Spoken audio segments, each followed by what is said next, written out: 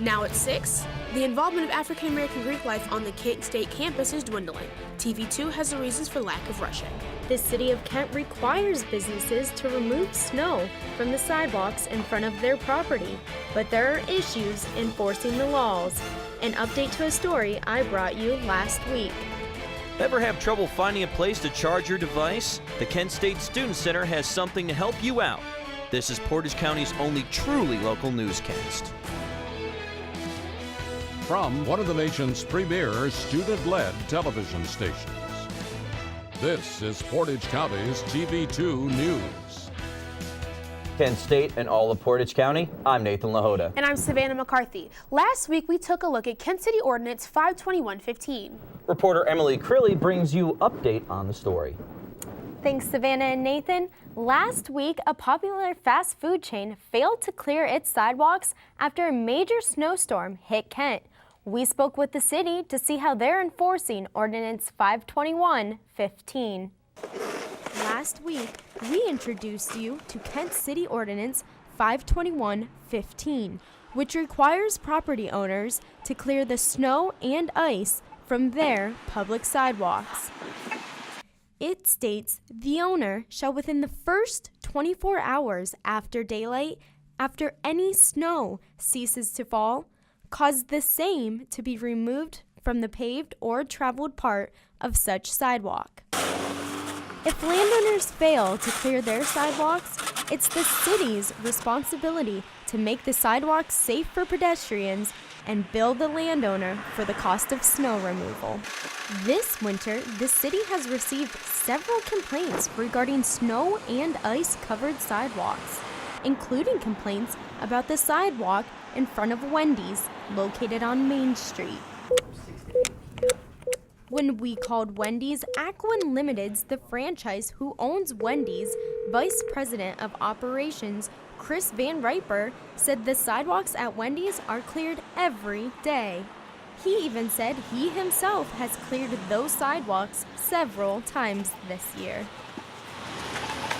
We then sent Van Riper these photos that were taken 3 days after last week's major snowstorm. Van Riper then called us back, and this time he had a very different response. Am I disappointed? Absolutely.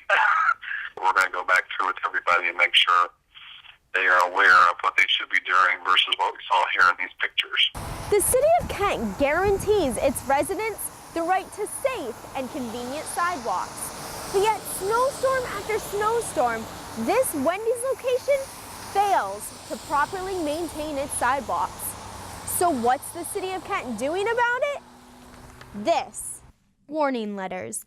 These warning letters inform landowners that the city has received complaints on their property and cites Ordinance 521.15.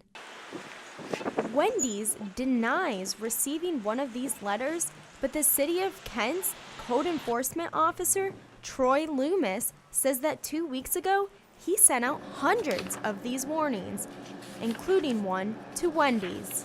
However, these warnings are backed with no consequences. It's more of a just a gentle reminder when we send letters out. So what about the stipulation in Ordinance 521.15 that says the city will take on the responsibility to clear sidewalks if landowners fail to do so? Loomis says that due to a lack of manpower, money, and time, it's impossible for the city to abide by this obligation, and therefore, they won't do anything about it. So Wendy's is in violation of the law? I guess you would say yes, as there are probably 3,000 other properties in town. And there's nothing that the city can do about it? No, there's nothing I won't say can, but there's nothing that we're doing about it at this moment. More snow is possible next week. TV2 will be keeping an eye on the local sidewalks, especially the previously troubled stretch on Main Street in front of Wendy's. How long has this ordinance been in effect? Well, they couldn't give me an exact answer, but it was established in the early 1970s as a way to keep residents safe. So if the city isn't enforcing the ordinance, then why do we still have it? They actually talked about getting rid of it in 2009, but they decided they would keep it in hopes that one day they would have the budget to enforce it. All right, well, thank you very much for that update, Emily.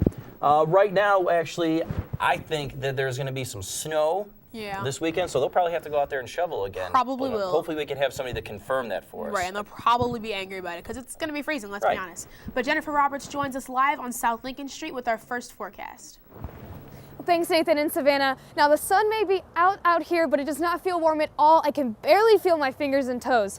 The temperatures across Ohio are ranging pretty steadily in the mid to high teens, and right here in Kent, we are sitting at 15 degrees right now. With that wind coming at 11 miles per hour, it feels quite a bit colder at 4 degrees.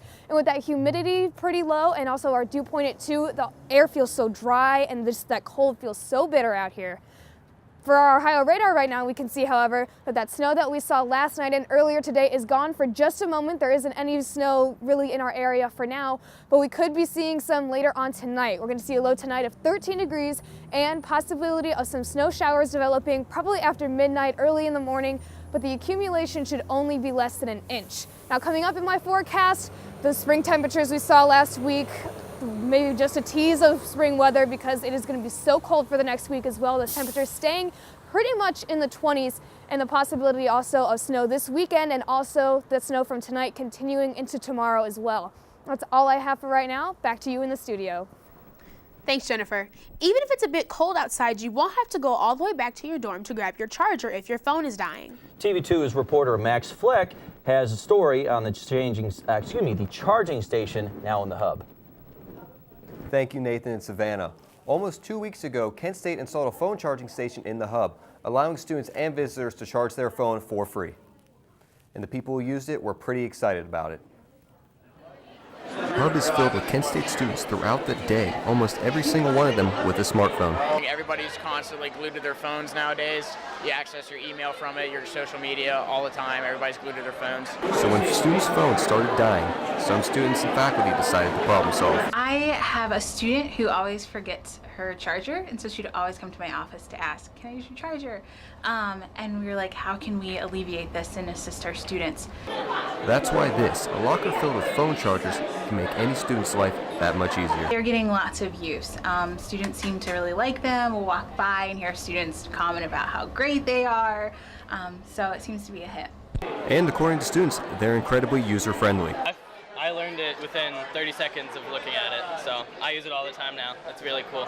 It's as easy as opening the door, charging your phone, closing the door, and then setting a 4-digit lock code.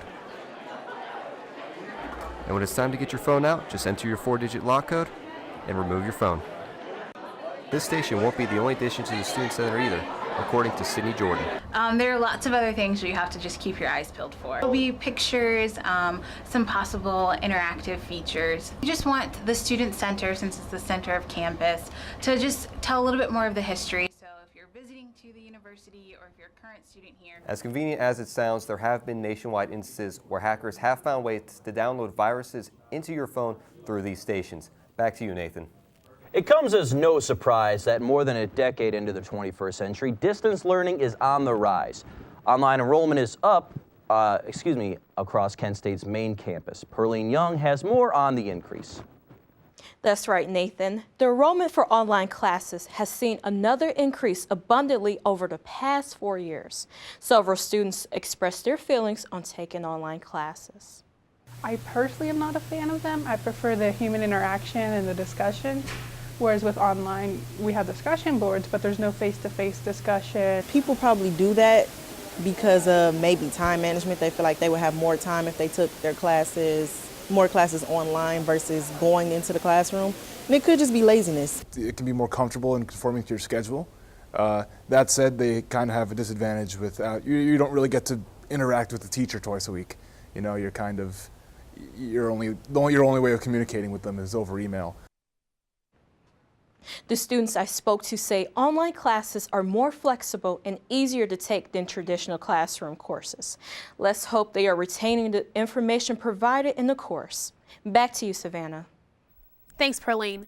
Well, we now know what the future holds for Kent State's Dean of the College of Communications and Information.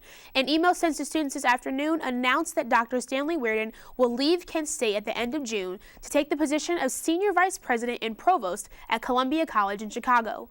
Weirden served as Dean of the college for 30 years. I really love this institution. This has been my home for such a long time, and it's really, as much as my home, it's my family. And I will miss everyone here a great deal. I'm so grateful for all the relationships that I've had here, for all the support people have shown me. It's a new challenge and an opportunity for me, but it's not an easy decision because I have been happy in this job. I love the college, and I love Kent State. Weirden officially becomes the Senior Vice President and Provost of Columbia College on July 1st. Career Services is hosting its annual Job and Internship Fair this Thursday from 12 to 4 p.m. in the Student Center Ballroom. With 115 companies in attendance, students of every year and age are encouraged to come in business attire with questions and multiple resumes in hand. Students have gained everything from internships to full-time positions, and this year is expected to be no different. If you're curious about earning a graduate business degree, you might want to clear your schedule tomorrow night. The College of Business Administration at Kent State is hosting an information night in room 306 of the Student Center tomorrow between 6 and 8 p.m. For more information, look into kentwire.com and search for the link in the article, or look on the College of Business Administration's website on kent.edu. Coming up on TV2 News, Van Gogh, Monet, and Picasso are the names that could be found for our new water-making friend. And there are concerns in the African American involvement in Greek life is down at Kent State. Find out why when TV2 News continues.